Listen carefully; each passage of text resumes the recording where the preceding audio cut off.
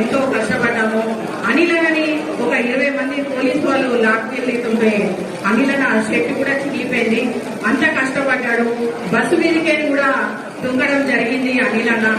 So ఎంత కష్టపడితే ఈ స్టేజ్కి వచ్చాడు అన్నది అని మీరందరూ గుర్తించాలి. అనిలన్న